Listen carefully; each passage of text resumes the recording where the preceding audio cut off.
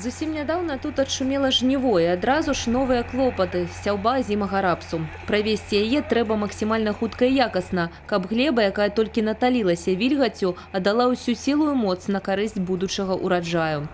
Сёлета на прадпрыемстве Прыгарынскі 2012 ураджайнасць у сярэднім 23,5 цэнтнеры.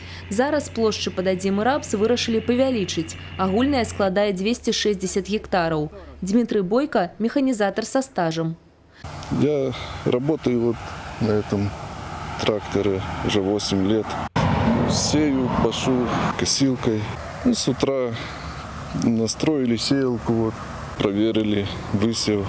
Под азімы рапс у Столінскім раёне адведзена больш за 3,5 тысячи гектараў. Паралельна з гэтым вядуцца іншыя віды сельскагаспадарчых работ. Район один из первых в области закончил уборку как уборку рапса, так и зерновых.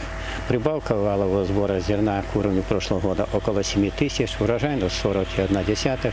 В настоящее время убрано уже соломы около 70%. Ведется подготовка к озимому севу. Усяго ў рэгіёне азімым рапсам плануецца засеяць каля 55 тысяч гектараў. Паводле галіновага рэгламенту завяршыць сяўбу належыць до 30 жніўня. Марыя Кобіцка, Кацярына Страха, Александр Дьяченко, телерадиокомпания «Брест».